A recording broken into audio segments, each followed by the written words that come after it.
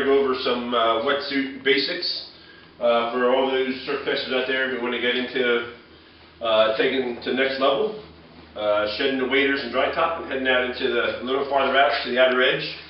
I feel it's important to give you guys information on what to wear and what to buy when you want to do it, when you want to make the commitment. So I got a bunch of stuff here that I take with me when I go on the road, and I just want to explain what and why and so on and so forth. Let's talk about undergarment first, because it's very important. I know a lot of guys go bohem, which is like nude under their wetsuit, which is fine. I found that when you go nude, you end up getting some chafage and stuff down around the important area. So a very good remedy for that is a pair of lycra shorts similar to these. The next part of undergarment is an option. It's a very good option, is a rash guard. This one's made by Quicksilver. Any surf shop has them. I have information if anybody needs them. Just go to my website and send me an email or something. But Quicksilver, this is a rash guard. Very lightweight. Again, put it on and it keeps from chafing up under here. And it's not a big warm thing, but it's good for it's like a lubricator between your wetsuit and you. The other thing that's very important is when you get into the cold weather, this is what they call heater tops. That's like a 1 mil long sleeve crew neck shirt. It fits you very tight. It adds a mil or mil and a half to your wetsuit. On really windy nights and so on and so forth, I like to use this as I like to use it just for extra protection, for warmth against wind and driving wind and cold. And then we have the wetsuits. When I travel the northeast to fish, basically from Montauk north, I carry 2 suits with me at all times. At least 2. I usually carry 3 or 4, but one is a 5 mil full body suit. I like the full for numerous reasons.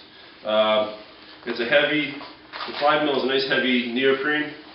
I like the long sleeve and long legs for numerous reasons. There's the Farmer John, which is just a like a pair of overall bibs. That gives another top. I like the full suit because it gives me leg protection and it gives me arm protection. When you're falling around in the rocks and there's barnacles and sharp stuff, the full suit gives me a lot of protection. Now the 5 mil I usually use from when it gets to late September, October and into November. The 5 mil is a good suit when water temperatures are in the 50s. All summer, like Montauk and different places up there, Block, Cuddy, in the summertime, when it's warm, water's in the 60s, 70s, I go with the 3 mil. 3 mil is light, it's convenient, and I don't usually have a problem with staying warm or getting too hot.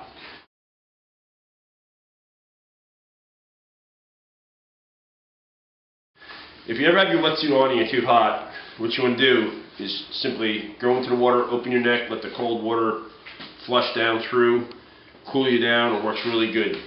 We call it the flush. It's pretty funny.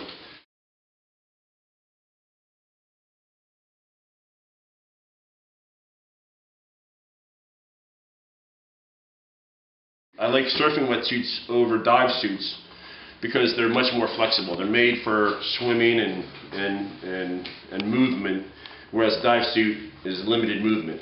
So these have a little more flexibility. This here is what they call a smooth skin. That blocks wind. So you probably want to get a smooth skin on your suit. At 3:30 in the morning, when the wind picks up, even in the summertime, it gets really cold out on the rocks. So you definitely want the seal skin. It's very important. Okay?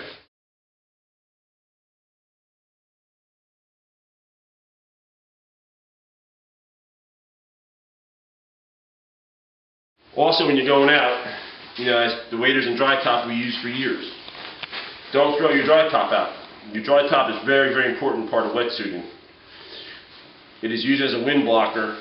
You take it with you late at night when the winds pick up or gets really cold and air temperatures drop. You put your dry top on as a wind block. It makes an incredible difference.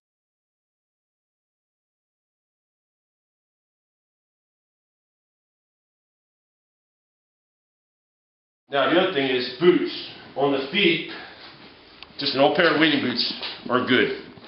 These are Cabela's and they're fine. These have the felt bottoms on it, which is good, not really necessary, because once you get out there, you're going to put on a pair of corkers anyway.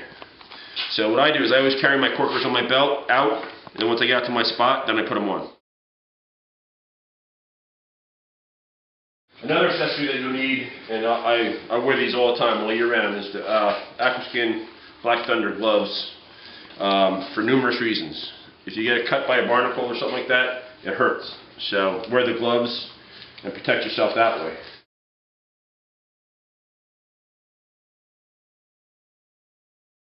The other thing you want to carry with you is a knife.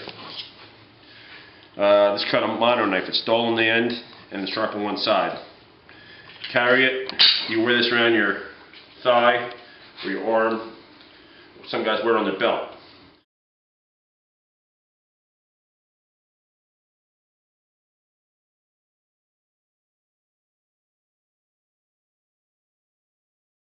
The other thing you're going to need is a waterproof reel. Everybody has numerous waterproof reels, but it has to be either Van Staal or Z-Bass's submersible reel, good quality, submersible. Don't risk it. Don't take out your Shimano or something like that. Get a high quality submersible reel. It's worth the money. And these reels don't wear out. These are good, high quality reels. Okay.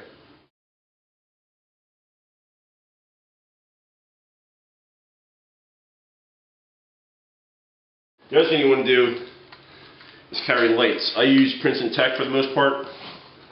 I buy the light and I tape them onto just a simple surgical tubing. I tie them on with surgical tubing, 1/4 inch or 3/8, it doesn't really matter. And I wear it around my neck this way. Some guys like the headlamps, which is fine. It's a matter of personal preference. I carry minimum 2 lights, and sometimes I carry 3. Depends on how long I'm going to be out and how much I'm going to need. I also carry extra lights in my bags. I always carry extra lights. Don't ever get caught without a light in Montauk or Block Island or Cuddy Hump or anywhere, any point where you're doing a long walk from your base.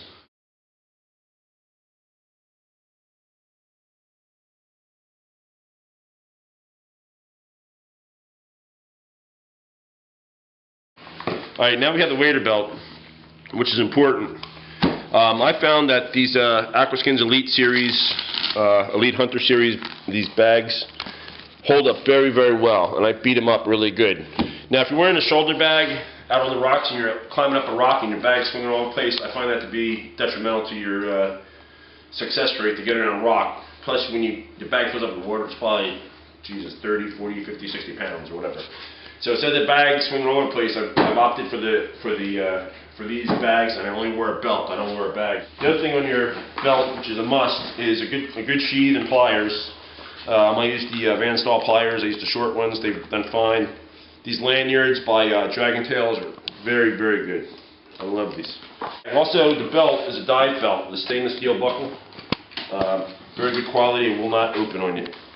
Some belts will open, you're up on a rock, and all of a sudden your belt falls off into the wash. That's bad. You don't want that to happen. So, got the good stainless steel buckle on it, a good dive belt, real rigid, strong, no elastic. That doesn't work. This is strictly my opinion.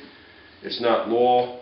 You'll talk to many other guys who have different takes on different things, but this will get you started. This will get you moving in the right direction.